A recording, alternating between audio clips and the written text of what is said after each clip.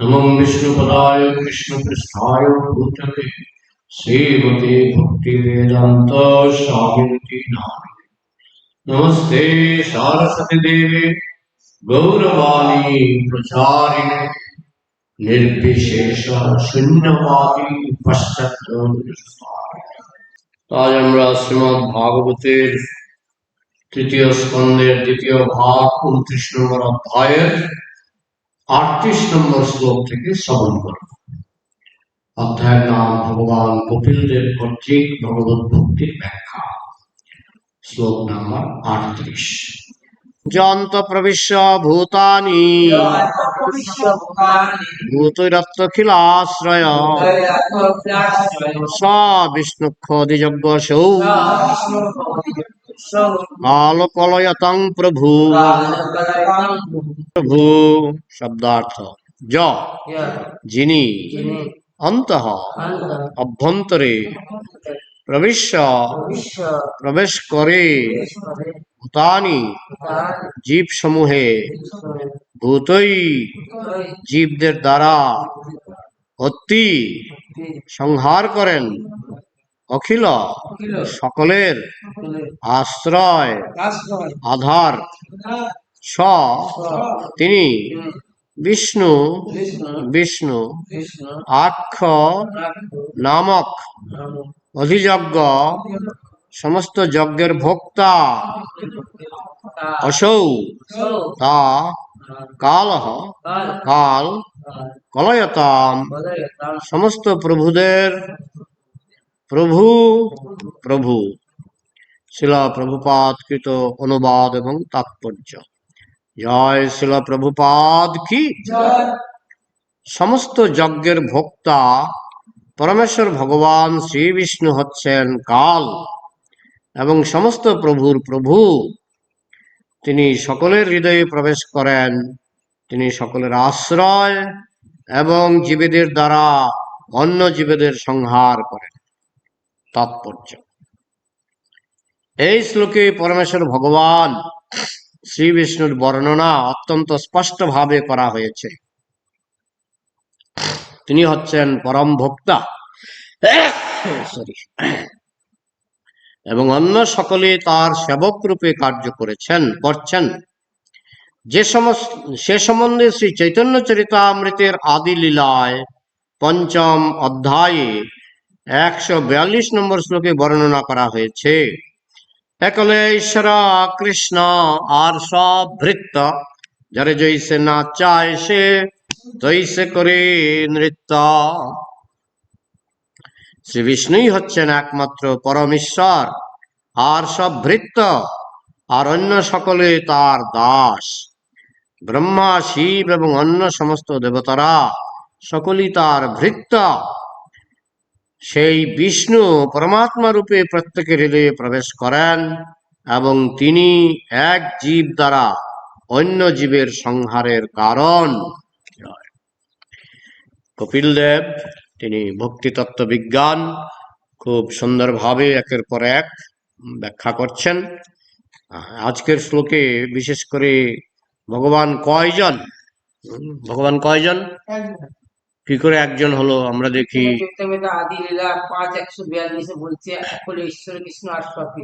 কিন্তু অনেক সময় অন্য ধর্মের যারা সনাতন ধর্মের মানুষ নয়, তারা বলে আপনাদের কত ভগবান, নরসিংহদেব, বরাহদেব, তারপরে কত অবতার, কত ভগবান আপনাদের অনেক ভগবান, আমাদের ভগবান একজন।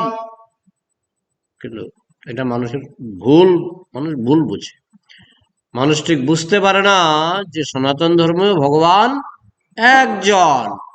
তাহলে এই যে নরসিংহদেব দেখছি, বরাহদেব, বামনদেব, মৎস্য অবতার, কুর্ম অবতার, এরা কি অনেক হয়ে গেল নাকি? এরা অনেক নয়। হ্যাঁ, এগুলি তো লীলা।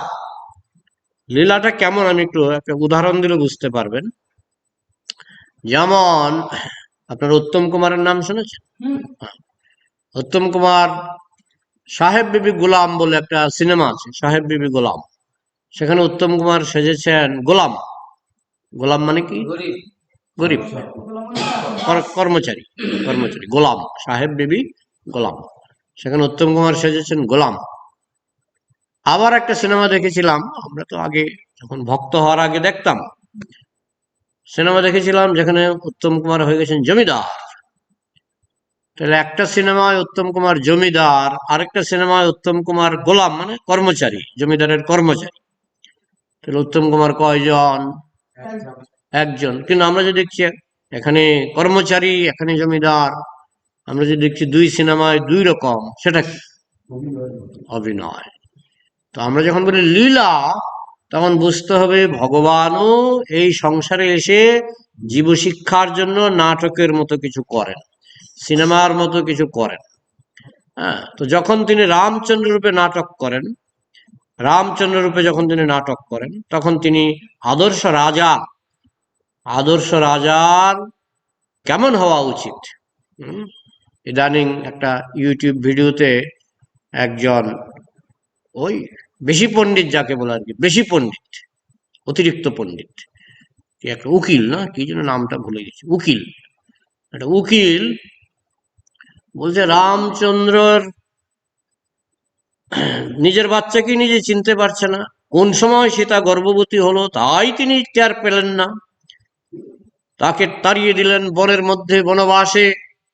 হ্যাঁ, তারপরে যখন পরবর্তীকালে তিনি যখন অশ্বমেধ যজ্ঞ করে তিনি যখন দিগ্বিজয়ে বেরোলেন, তখন লবকুশ এসে যখন আক্রমণ করলেন, তখন বুঝতে পারলেন ও ওইগুলো আমার ছেলে, আমি জানতামই না।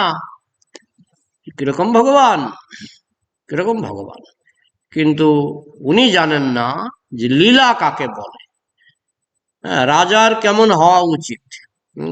রাজার এক নম্বর, এসব কথা তো প্রথমত রামায়ণ এসব লেখা নাই যে রামচন্দ্র জানতেন না যে তার পত্নী গর্ভবতী, এগুলি উনি বাড়িয়ে বলেছেন, এগুলি আমাদের রামায়ণ এরকম লেখা নাই, তিনি সবই জানতেন। হ্যাঁ, কিন্তু তিনি কেন সীতাকে বাল্মীকি মুনির আশ্রমে পাঠিয়েছিলেন, অনেক উদ্দেশ্য ছিল। এক নম্বর উদ্দেশ্য হচ্ছে যে সাধারণত গুরুকুলে যারা পড়াশোনা করে তাদের পিতামাতার সঙ্গে থাকতে পারে না। গুরুকুলে যারা পড়াশোনা করে তাদের পিতামাতা সঙ্গে থাকতে পারে না, কিন্তু সীতা দেবীর ইচ্ছা যে আমি আমার সন্তানদের সঙ্গে থাকব, এবং এছাড়াও আমি কিছু মানে সাধু সঙ্গে আধ্যাত্মিক জীবন, মানুষ আশ্রমে থাকে কেন, মানুষ আশ্রমে থাকে কেন?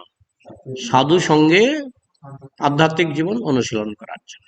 এটা সীতা দেবীর ইচ্ছা হয়েছিল, আমি রামায়ণে দেখেছি সীতা দেবীর এরকম ইচ্ছা হয়েছিল যে আমি সাধু সঙ্গে আমি কিছুদিন থাকব। তো আর এদিকে রামচন্দ্র দেখালেন রাজধর্ম, যে রাজ্যের স্বার্থে প্রজাদের মনোরঞ্জন করবার জন্য, প্রজাদের মনোরঞ্জন করবার জন্য প্রয়োজনে স্ত্রীকে পরিত্যাগ করতে হবে। ইংরেজিতে একটা কথা বলে নেপোটিজম। নেপোটিজম মানে ও আজকাল যেমন অনেকে করে, আমার কোনো টাকা নাই কিন্তু স্ত্রীর নামে ব্যাংকে, আমি একজন মন্ত্রী, আমি একজন মন্ত্রী, আমার কোনো টাকা নাই, আমি খালি খালি পকেট, স্ত্রীর নামে কয়েক কোটি টাকা ব্যাংকে আছে, আমার কোনো টাকা নাই, আমি খালি পকেট। আমার কন্যার নামে কোটি কোটি টাকা, ধরা পড়েছে কয়েকজন, কন্যার নামে কোটি কোটি টাকা, ছেলের নামে কোটি কোটি টাকা, তারপরে স্ত্রীর নামে কোটি কোটি টাকা, আমি কোনো চুরি করি না। তো রামচন্দ্র রাজধর্ম শেখাচ্ছেন যে এই যে স্বজন পোষণ, এটাকে বলে ইংরেজিতে বলে নেপোটিজম।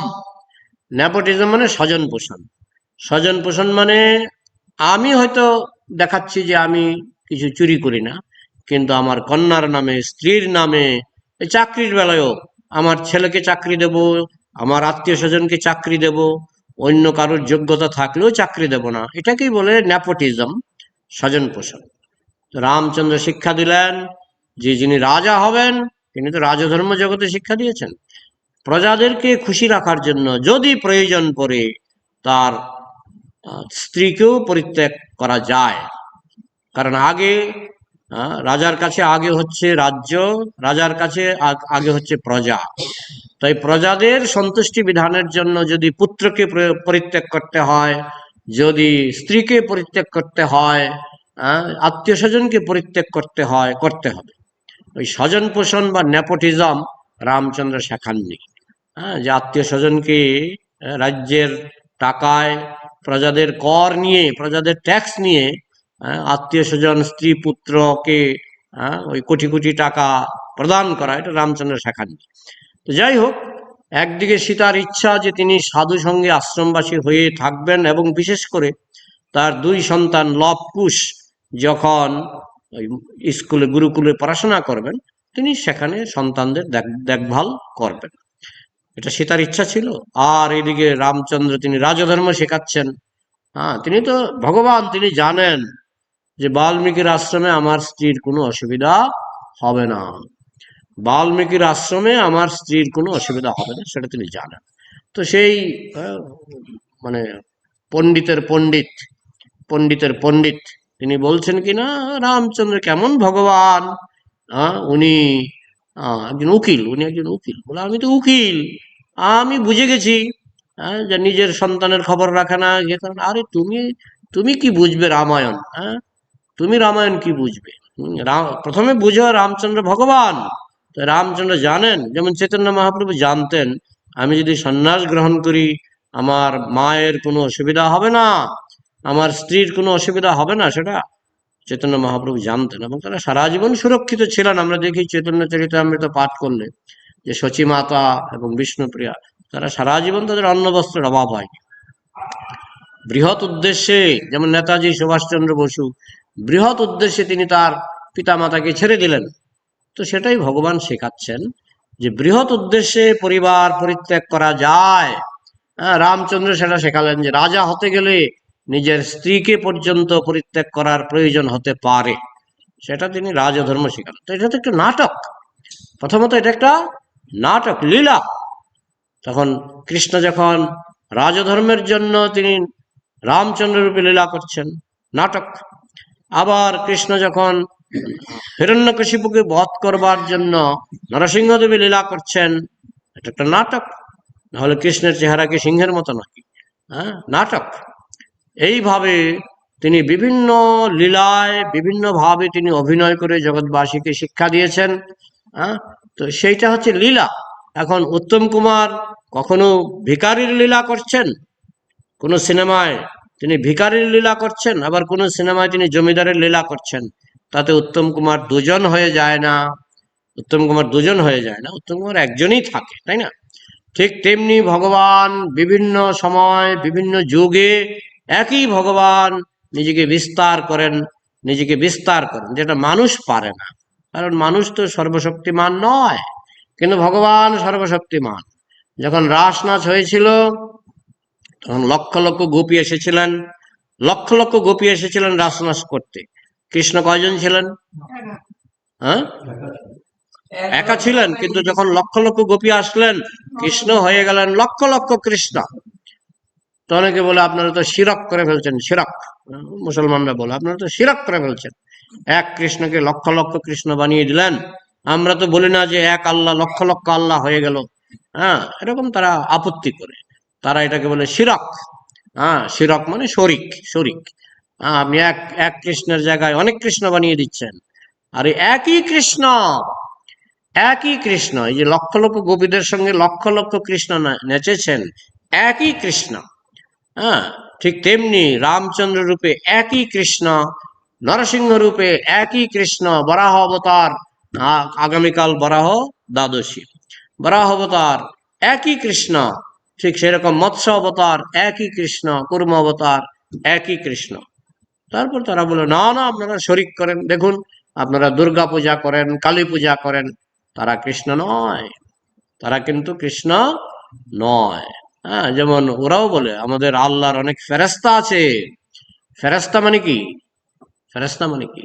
এরা সেবক, ফেরেস্তা মানে সেবক, তারা আল্লাহর সেবা করে। তো ঠিক তেমনি কালী কৃষ্ণের সেবক, দুর্গা কৃষ্ণের সেবিকা, সেবিকা।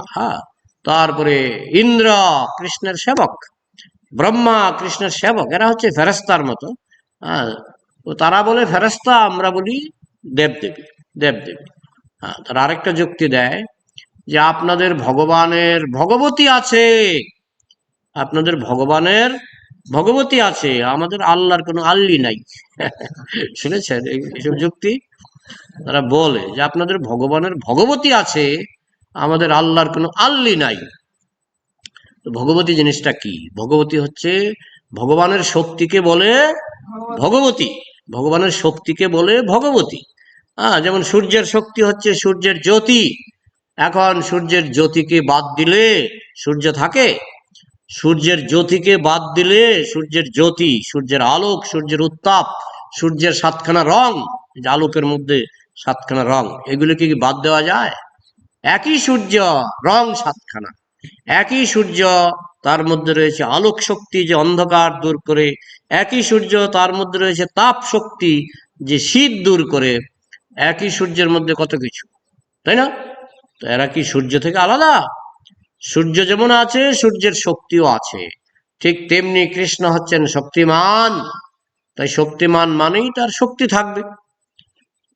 পরাশ্য শক্তির বিবিধৈব শ্রূয়তে, পরাশ্য শক্তির বিবিধৈব শ্রূয়তে, ভগবানের বিবিধ শক্তি আছে, বিবিধ মানে অনেক, বিভিন্ন, ভগবানের বিভিন্ন শক্তি আছে। তাহলে শক্তি থাকলে, শক্তিমান থাকলে, ভগবান যদি হন শক্তিমান, তার শক্তি থাকবে।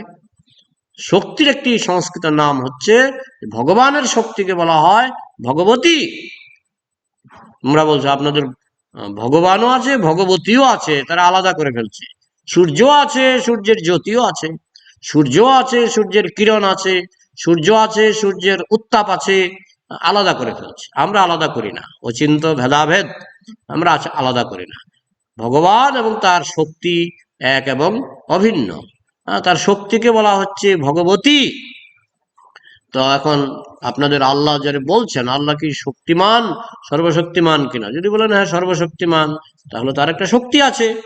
এখন সেই শক্তিকে আপনারা আল্লি নাই বলতে পারেন, হ্যাঁ, কিন্তু আমরা বলি ভগবানের শক্তিকে আমরা বলি ভগবতী, ভগবানের শক্তিকে আমরা বলি ভগবতী। সুতরাং এটা আলাদা কিছু নয়। ভগবানের শক্তি শক্তিমানের শক্তি, সর্বশক্তিমানের সর্বশক্তি।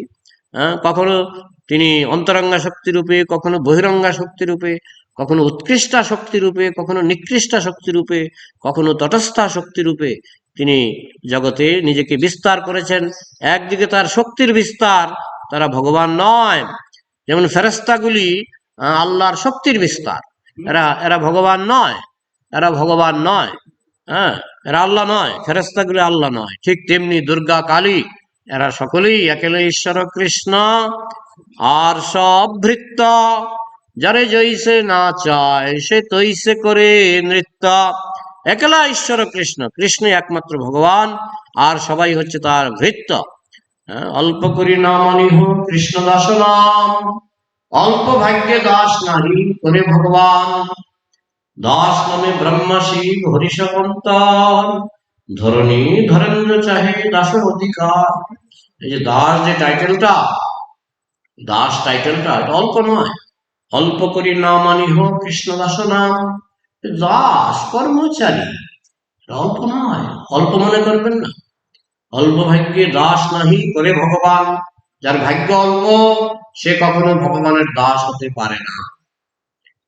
দাস নামে ব্রহ্মা শিব হরিষ অন্তর, ব্রহ্মা খুব গর্বিত, আনন্দ, হরিষ মানে আনন্দ, আনন্দ আমি কৃষ্ণ দাস। হ্যাঁ, দাস নামে ব্রহ্মা শিব, শিব খুব আনন্দিত আমি কৃষ্ণ দাস। কৃষ্ণ দাস মনে করে তারা খুব আনন্দ পায়, বড় পজিশন, খুব বড় পজিশন। তাই দাস নামটাকে ঘৃণার চোখে দেখবেন না, এটাই বলা হচ্ছে চৈতন্য ভাগবতে। হ্যাঁ, অল্প করি নাম আনিহ কৃষ্ণ দাস নাম, কৃষ্ণদাস যে টাইটেলটা, এটাকে অল্প করে মনে করবে না। ব্রহ্মা শিব পর্যন্ত এই টাইটেলে গর্বিত, তারা ভাবছে আমরা কৃষ্ণ দাস, খুব বড় পজিশন পেয়ে গেছি। হ্যাঁ, তা কালকে আমাকে একজন ফোন করেছে, ফোন করে বলছে একজন সাইনবোর্ডে লিখেছে মাতাজির নাম অমুক দাসী, এটা মাতাজিকে অপমান করা হচ্ছে, মাতাজিকে অপমান করা হচ্ছে। দাসী, দাসী মানে তো কি মেড সার্ভেন্ট, দাস দাসী, কর্মচারী, কাজের মাসি, তাই না? বাড়িতে কাজের মাসিকে কি বলে? দাসী, দাসী অনেকে বলে। হ্যাঁ, তো লিখছে অমুক অমুক দাসী, হ্যাঁ, দেবী দাসী। এগুলো তো অপমান করা হচ্ছে। তো আমি সঙ্গে সঙ্গে উত্তর দিলাম যে দাস, কৃষ্ণের দাস এটা অপমান নয়, এটা সবচেয়ে বড় সম্মান। কৃষ্ণের দাস, ফেরেশতারা যদি মনে করে আমরা আল্লাহর দাস, হ্যাঁ, এটা কি অসম্মান না সম্মান? সম্মান। ঠিক তেমনি দেবতারা ভাবছে আমরা কৃষ্ণের দাস, এটা সম্মান। তাই ওই বহু ভগবান আমাদের সনাতন ধর্মে নাই। এরা সব দাস দাসী, হ্যাঁ, আর সব ভৃত্য। একলা ঈশ্বর কৃষ্ণ, একলা মানে একজন, আর সব ভৃত্য। ভৃত্য মানে কি? দাস। সবাই দাস। ইন্দ্র দাস, ব্রহ্মা দাস, শিব দাস, কালী দাস, দাসী, হ্যাঁ, দুর্গা দাসী, হ্যাঁ, এরকম 33 কোটি দাস দাসী প্রত্যেকটি ব্রহ্মাণ্ডে, অনন্ত কোটি ব্রহ্মাণ্ডে অনন্ত কোটি দাস দাসী। মালিক একজনই, হ্যাঁ, অহং হি সর্বযজ্ঞানাং ভোক্তা চ প্রভুরেব চ। কৃষ্ণ বলছেন আমি সমস্ত যজ্ঞের ভোক্তা। এখানে বলা হচ্ছে যজ্ঞ অধিযজ্ঞ সৌ। অধিযজ্ঞ মানে তিনি যজ্ঞের ভোক্তা। এটা আবার বুঝতে হবে। যজ্ঞটা আপনি যা কিছু ভগবানের জন্য করবেন সেটাকে বলে যজ্ঞ। এখন আপনার বাড়িতে একজন অতিথি আসলেন, আপনি তার জন্য রান্না করলেন, এই রান্নাটা কে খাবে? অতিথি খাবে। একজন ভিআইপি আপনার বাড়িতে আসলেন, আপনি তার জন্য রান্না করলেন, এই রান্নাটা কে খাবে? সে ভিআইপি কিনা? হ্যাঁ, আমরাও পাবো, কিন্তু এটা উদ্দেশ্যটা কিনা আজকে ভিআইপি আসবে তার জন্য আমি রান্না করবো। এখানে বলা হচ্ছে অধিযজ্ঞ। অধিযজ্ঞ মানে জগৎবাসী ভগবানের জন্য যা কিছু সেবা করে সেটা ভগবান ভোগ করেন, সেটা ভগবান ভোগ করেন, তাই তাকে বলা হয় অধিযজ্ঞ। এই দেব দেবী যা সেবা করে ভগবান সেটা আস্বাদন করেন। এই জন্য ভগবানের একটি নাম হচ্ছে অধিযজ্ঞ। গীতাতে আছে অধিযজ্ঞ। অধিযজ্ঞ মানে ভগবান সমস্ত যজ্ঞের ভোক্তা। আর যজ্ঞ মানে ভগবানের জন্য যে কিছু সেবা করা হয় সেটাকে বলা হয় যজ্ঞ। যজ্ঞ বলতে শুধু আগুনে ঘি ঢালা নয়, যজ্ঞ বলতে অনেক অর্থ বোঝায়। একটা অর্থ হচ্ছে আমরা যখন ভগবানের জন্য কিছু করি, মনে করুন ভগবানের জন্য কীর্তন করছেন, যেমন আমরা বলি হরিনাম যজ্ঞ। যজ্ঞ মানে কি ভগবানকে খুশি করার জন্য আপনি কীর্তন করছেন। তো এই কীর্তনটা কে আস্বাদন করবেন? ভগবান। আপনি কীর্তন করছেন, আস্বাদন করবেন ভগবান। ভক্তরা আস্বাদন করে, কিন্তু মেইন ভোক্তা হচ্ছেন ভগবান। এই জন্য ভগবানকে বলা হচ্ছে অধিযজ্ঞ। যন্ত প্রবিশ্য ভূতানি, এবং তিনি পরমাত্মা রূপে সমস্ত জীবের অন্তরে প্রবেশ করেছেন। ভগবান পরমাত্মা রূপে সমস্ত জীবের অন্তরে প্রবেশ করেছেন। ভূতৈ অতি অখিলাশ্রয়, এবং তিনি সমস্ত জীবের মধ্যে অবস্থান করেও তিনি এক জীবের দ্বারা অন্য জীবকে সংহার করেন। কার সংহার না হচ্ছে? যেমন আমাদের মৃত্যু হয়, কে করেন? মৃত্যুর দায়িত্বে কে আছেন? যমরাজ। যমরাজের দ্বারা তিনি আমাদের দেহটাকে ধ্বংস করবেন। এক জীবের দ্বারা আরেক জীবকে তিনি সংহার করেন। হ্যাঁ, আবার মানুষের মতো এক জীব আরেক জীবকে আহার করে। হ্যাঁ, তারপরে এক পশু আরেক পশুকে আহার করে, করে না? তো এই জন্য এখানে বলা হচ্ছে এক জীবের দ্বারা অন্য জীবকে তিনি হত্যা করেন। ঠিক আছে? যদিও আত্মা হত্যা হয় না, এটা কৃষ্ণ বহু জায়গায় বলেছেন। দেহটাকে হত্যা করা যায়। এক জীব আরেক জীবের দেহটাকে এইভাবে হত্যা করতে পারে। সবিষ্ণু, সবিষ্ণু আক্ষ অধিযজ্ঞ। তিনি হলেন বিষ্ণু। বিষ্ণু আক্ষ, আক্ষ মানে নাম, তার নামই বিষ্ণু। অধিযজ্ঞ, তিনি সমস্ত যজ্ঞের ভোক্তা। সমস্ত জীব, দেবদেবী, 33 কোটি দেবদেবী, মানুষ যা কৃষ্ণের জন্য যা কিছু ত্যাগ স্বীকার করে এবং যা কিছু সেবা করে, সমস্ত সেবার ভোক্তা হচ্ছেন কৃষ্ণ। কাল কলয়তাম প্রভু, তিনি হচ্ছেন কাল কলয়তাম। কাল মানে তিনি হচ্ছেন কাল, টাইম। কলয়তাম হচ্ছে সমস্ত প্রভুদের, তিনি হচ্ছেন সমস্ত প্রভুদেরও নিয়ন্তা। এই জন্য বলা হয় একলা ঈশ্বর কৃষ্ণ আর সব ভৃত্য। প্রভু মহাপ্রভু, পার্থক্যটা? প্রভু আর মহাপ্রভু পার্থক্যটা? মহাপ্রভু হচ্ছেন প্রভুর প্রভু, প্রভুর প্রভু। হ্যাঁ, তো ঠিক সেই রকম এই সংসারে সকলেই হচ্ছে দাস, আর কৃষ্ণ হচ্ছেন প্রভুর প্রভু। এই যে আমরা হয়তো ইন্দ্রকে বলতে পারি, আমরা তো বৈষ্ণবদেরও বলি প্রভু। প্রভু কেমন আছেন? প্রভু কখন এলেন? অনেকে বলে আপনারা এতগুলি প্রভু বানিয়ে ফেললেন কেন? এদেরকে আমরা প্রভু বলছি কারণ আমি দাস। আমি যেহেতু কৃষ্ণ দাস, আমি সবাইকেই প্রভু বলবো, কিন্তু মহাপ্রভু কাউকে বলবো না। মহাপ্রভু বলবো কৃষ্ণকে, কৃষ্ণই তো চৈতন্য রূপে যখন এসেছিলেন, চৈতন্য মহাপ্রভু রূপে যখন এসেছিলেন, তখন আমরা কৃষ্ণকেই মহাপ্রভু নামে ডাকলাম, তাই না? আবার কৃষ্ণকে আমরা মহাপ্রভু বলতে পারি, কারণ তিনি সকল সমস্ত প্রভুর প্রভু, একলা ঈশ্বর কৃষ্ণ, পরমেশ্বর। ঈশ্বর পরম কৃষ্ণ সচ্চিদানন্দ বিগ্রহ অনাদিরাদির গোবিন্দ সর্বকারণ কারণম। ঈশ্বর পরম কৃষ্ণ। ঈশ্বর আমাদের সনাতন শাস্ত্রে একটা পিঁপড়াকে ঈশ্বর বলা হয়। ঈশ্বর মানে কন্ট্রোলার, ঈশ্বর মানে নিয়ন্ত্রণ। একটা পিঁপড়া একটা চিনির দানা নিয়ন্ত্রণ করতে পারে। আপনি আপনার পরিবারকে নিয়ন্ত্রণ করছেন, সন্তান সন্ততিকে নিয়ন্ত্রণ করছেন, স্ত্রীকে নিয়ন্ত্রণ করছেন, আপনিও ঈশ্বর। ইন্দ্র তিনি অনেক কিছু নিয়ন্ত্রণ করেন, ব্রহ্মা তিনি অনেক কিছু নিয়ন্ত্রণ করেন, তারা বড় বড় নিয়ন্তা, তাদেরকে ঈশ্বর বলা হয়। কিন্তু কৃষ্ণকে বলা হচ্ছে পরম ঈশ্বর, ঈশ্বর পরম কৃষ্ণ সচ্চিদানন্দ বিগ্রহ। তিনি হচ্ছেন, কৃষ্ণ হচ্ছেন সচ্চিদানন্দ বিগ্রহ। সৎ মানে পার্মানেন্ট, নিত্য, চিৎ মানে চিন্ময় জ্ঞানময়, আর আনন্দ মানে আনন্দময়। আমাদের দেহটা হচ্ছে অচিত নিরানন্দ, অচিত অসৎ, অসৎ মানে টেম্পোরারি, আমাদের দেহটা হচ্ছে টেম্পোরারি। কিন্তু কৃষ্ণের যে চিন্ময় দেহ সেটা হচ্ছে পার্মানেন্ট, সচ্চিত আনন্দ। কৃষ্ণের দেহটা আনন্দময়, আমাদের দেহটা নিরানন্দময়। এইভাবে পার্থক্য বুঝতে হবে, পার্থক্য বুঝতে হবে যে আমরা সকলেই হচ্ছে তার কর্মচারী। গীতাতেও কৃষ্ণ বলেছেন অহং সর্বস্ব প্রভব মত্ত সর্বং প্রবর্ততে এটি মত্তা ভজন্তে মাম বোধা ভাব সমন্বিতা। আমি হচ্ছি সবকিছুর স্রষ্টা, আমি হচ্ছি সবকিছুর উৎস। অহং সর্বস্ব প্রভব, আমি সবকিছুর উৎস। মত্ত সর্বং প্রবর্ততে, আমার থেকেই সবকিছু প্রবর্তিত হয়েছে, আমার থেকেই সবকিছু সৃষ্টি হয়েছে। এটি মত্তা ভজন্তে মাম বোধা ভাব সমন্বিতা। যাদের বুদ্ধি আছে তারা আমাকে এইভাবে বুঝতে পেরে তারা আমার ভজনা করে। মত্তঃ পরতরং নান্যৎ কিঞ্চিদস্তি ধনঞ্জয় ময়ি সর্বমিদং প্রোতম সূত্রে মণি গণায়িতম। ঠিক মালার মধ্যে যেমন মালাকে, সুতাকে আশ্রয় করে যেমন মণি মুক্তা দিয়ে মালা গাঁথা হয়, কিংবা সুতাকে আশ্রয় করে ফুল দিয়ে মালা গাঁথা হয়, ঠিক তেমনি আমাকে আশ্রয় করে সমস্ত জগৎ বিরাজমান, সমস্ত ব্রহ্মাণ্ডের সমস্ত গ্রহ নক্ষত্র, সমস্ত প্রাণী আমাকে আশ্রয় করে আছে। মত্ত পরতরং নান্যৎ, আমার উপর আর কিছু নাই। মত্ত মানে আমার থেকে, পরতরং মানে আরো উপরে, না অন্যৎ আর কিছু নাই। মত্ত পরতরং নান্যৎ কিঞ্চিৎ অস্তি, কিঞ্চিৎ বস্তু আমার উপরে নাই, সব আমার কন্ট্রোলে, সব আমার কন্ট্রোলে। ইন্দ্র আমার কন্ট্রোলে, কালী আমার কন্ট্রোলে, দুর্গা আমার কন্ট্রোলে, সবাই আমার কন্ট্রোলে। মত্তঃ পরতরং নান্যৎ কিঞ্চিদস্তি ধনঞ্জয় ময়ি সর্বমিদং প্রোতম সূত্রে মণি গণায়িতম। ঠিক যেমন সুতাকে আশ্রয় করে মণি মুক্তা বিরাজমান, ঠিক তেমনি সমস্ত ব্রহ্মাণ্ডের সমস্ত গ্রহ নক্ষত্র, সমস্ত প্রাণী আমাকে আশ্রয় করে আছে। কালং কলয়তাম, আমি হচ্ছি সমস্ত প্রভুদের প্রভু।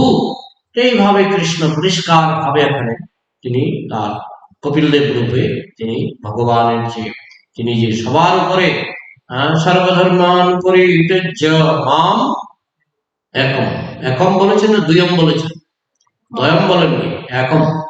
তাহলে ভগবান তো এক, এক একমেব অদ্বিতীয়ম।